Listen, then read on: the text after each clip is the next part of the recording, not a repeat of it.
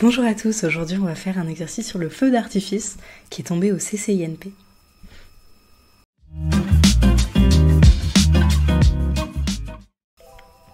Donc ici on vous dit qu'on réalise un feu d'artifice par temps clair, que dans ces cas-là on a des fusées qui sont tirées depuis le sol à une certaine vitesse, qui est de 100 km/h, et on vous dit que ce qu'on fait exploser c'est une bombe qui est constituée de salpêtre, qui expulse des parties incandescentes à une vitesse de 200 km/h. Donc là on ne vous parle pas de ce qui se passe chimiquement, de l'explosion, etc.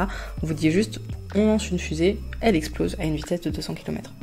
On vous dit que les fusées explosent de manière isotrope, donc c'est-à-dire que ça va dans toutes les directions, et on vous demande de proposer un périmètre de sécurité à ne pas franchir pour rester hors d'atteinte des projectiles de la fusée. Donc ça c'est un problème ouvert, c'est une vision très ingénieur, je dirais, des choses. C'est quelque chose qui peut vraiment, qui pourrait être mis en pratique, mettons si vous êtes ingénieur artificier ou autre.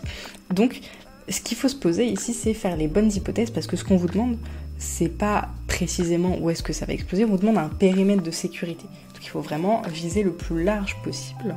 L'idée c'est que si je suis en dehors de ce périmètre de sécurité, bah c'est ok pour moi, je vais jamais me prendre un petit bout de feu d'artifice.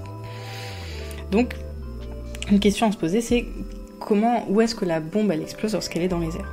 Donc vous savez que votre bombe, vous allez l'envoyer, elle va prendre une trajectoire comme ça. Donc on peut imaginer aussi qu'on la lance directement à la verticale. Là j'ai fait comme ça sur le schéma pour qu'on puisse bien voir ce qui se passe. Donc elle explose à un moment de sa trajectoire en fait, tout simplement.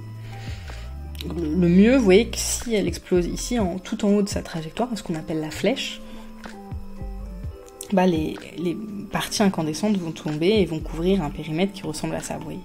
Si par contre elle explose un peu plus bas, toutes les parties incandescentes qui vont tomber, elles vont couvrir un périmètre beaucoup plus petit. Donc vous voyez très bien ici que pour considérer le cas le plus large possible, donc le périmètre le plus large possible, il faut considérer que votre bombe elle explose lorsqu'elle est à son altitude maximale, qui est la flèche ici. C'est le cas le plus défavorable, c'est le cas où vous couvrez la plus grande partie avec les étincelles qui tombent. Donc on suppose pour ça que la fusée elle est lancée verticalement, parce que si elle est lancée verticalement, elle va atteindre l'altitude maximale la plus haute, et ensuite on imagine aussi qu'elle explose au niveau de l'altitude maximale. Donc allons-y, une première partie de ce problème, ce serait de déterminer quelle est l'altitude maximale. Pour ça, on a déjà vu ensemble quelque chose de similaire, il y a plusieurs approches, soit je détermine les équations de la cinématique, de la dynamique, soit je fais une approche plutôt énergétique. Là, je vous ai fait les deux. Donc soit je fais un principe fondamental de la dynamique, je déroule, je suis en chute libre, donc Gz égale à 1 moins 1,5 de Gt carré plus V0t. Et je regarde l'altitude maximale en disant que c'est l'altitude à laquelle j'ai Z point de 0 qui est égal à 0. Donc je trouve le temps, je trouve l'altitude maximale, bon, c'est une manière de faire les choses. L'autre manière, qui est beaucoup plus simple comme toujours, qui tient en une ligne, c'est d'utiliser la conservation de l'énergie mécanique, de dire qu'à l'instant où je lance ma fusée, elle a une énergie cinétique qui se convertit en énergie mécanique. Pardon, je dis n'importe quoi. Elle a uniquement de l'énergie cinétique lorsque je la lance, parce qu'elle est à une altitude nulle. Et lorsqu'elle est à son altitude maximale, elle a uniquement de l'énergie potentielle, puisque sa vitesse s'annule. Donc là, je trouve directement que l'altitude maximale, c'est V0 carré sur 2G, par conservation de l'énergie mécanique. Ici, c'est vrai que je ne l'ai pas trop précisé, mais évidemment, on néglige les frottements dans une première approximation. Avec ça, je trouve que l'altitude maximale, elle est de 39 mètres. Ensuite, la deuxième partie, ici, c'est l'explosion. Je considère que mon projectile explose. Et donc, qu'est-ce que ça veut dire pour nous ? Ça veut dire que j'ai oublié un mot. On a appelé ça comment ? Des étoiles. Donc les étoiles, c'est des petites poussières incandescentes qui se répartissent dans le ciel. Chaque étoile est projetée avec un certain angle alpha. Donc là, on a une deuxième partie du mouvement. Ce que je vous conseille de faire dans ces cas-là, c'est de prendre une nouvelle origine des temps. Donc moi, ma nouvelle origine des temps, elle est ici. Ma fusée qui explose, je suis à Hmax et elle explose avec une vitesse V1. Et chaque fusée fait un certain angle alpha avec X. Alors là, on ne sait pas grand-chose sur alpha, vous voyez, parce qu'il peut y avoir tous les alphas possibles. Nous, on va juste dérouler l'équation et voir ce qu'on peut en faire par la suite. Donc, le PFD me donne que Z de t, c'est moins 1,5 de Gt carré plus V1 sin alpha t plus Hmax, et X de t, c'est V1 cos alpha t. Ce qui m'intéresserait ici, c'est pas vraiment l'équation horaire. Moi, je veux définir un périmètre de sécurité, encore une fois, donc ce qui m'intéresse, c'est vraiment la trajectoire.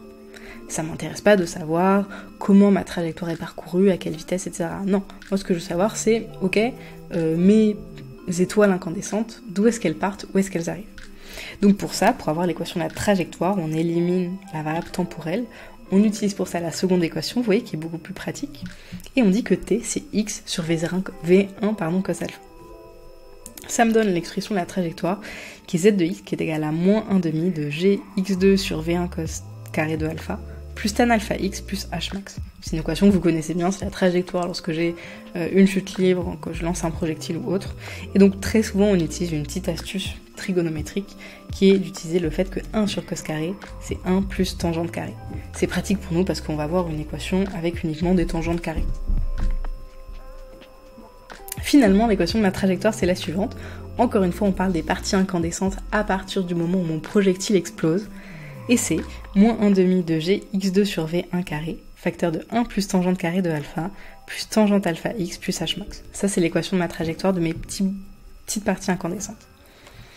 Donc voilà, là j'ai fait toute la physique du problème. Maintenant, il faut voir ce que je peux faire de cette équation-là. Moi, ce que j'aimerais savoir, c'est si je prends un x fixé au sol, moi j'aimerais savoir, est-ce que oui ou non, j'ai une trajectoire qui passe par là.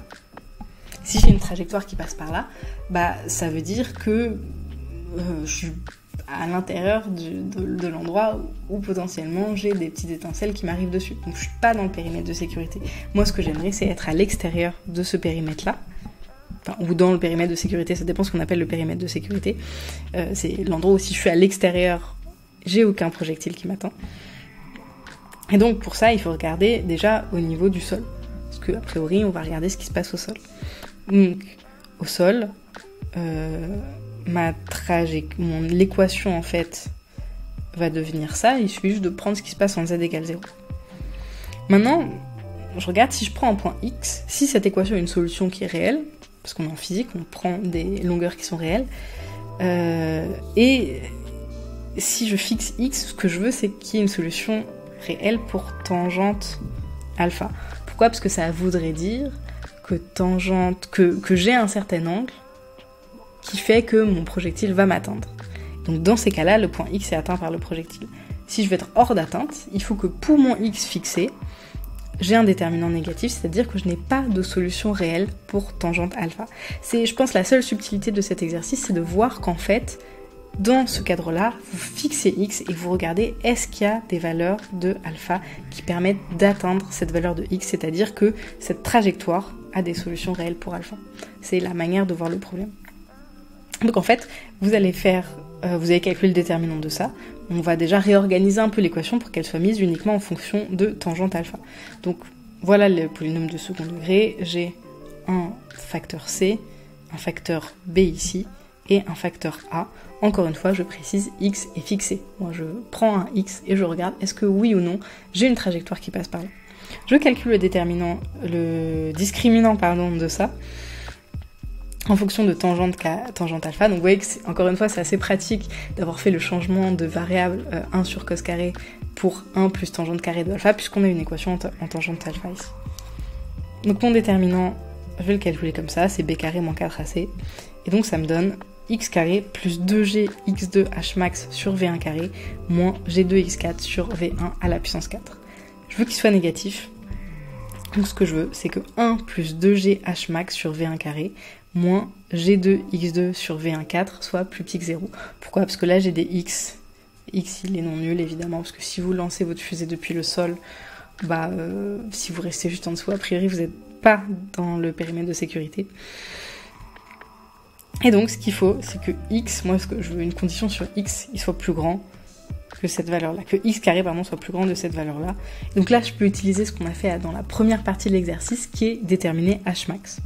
Donc j'utilise h max, on a dit que h max c'était v0 carré sur 2g, et donc ça me donne que x carré doit être plus grand que v1 à la puissance 4 sur g carré plus 2 v1 carré v0 carré sur g carré. Finalement, je peux écrire ça sous la forme que x2 doit être plus grand que v1 carré sur g carré, facteur de v1 carré plus v0 carré. Qu'est-ce que ça veut dire ? C'est-à-dire, en fait, j'ai deux solutions possibles pour x à chaque fois. X plus grand qu'une certaine valeur, x plus petit qu'une certaine valeur. En fait, c'est assez logique, c'est que mon périmètre de sécurité, logiquement, comme l'explosion est isotrope, ça va être un cercle. Donc c'est un cercle de rayons, ça, v1 racine de v1 carré plus v0 carré sur g. ça c'est pour X, j'ai regardé dans une seule dimension. En fait, ça se passe exactement pareil si je regarde la dimension Y, parce que la physique du problème est exactement la même. Et donc on voit que mon périmètre de sécurité, c'est un cercle, qui a un rayon grand R qui est V1, racine de V1 carré plus V0 carré sur G. Avec les paramètres du problème, je trouve que c'est égal à 352 mètres. Voilà pour cet exercice, j'espère que ça vous aura été utile.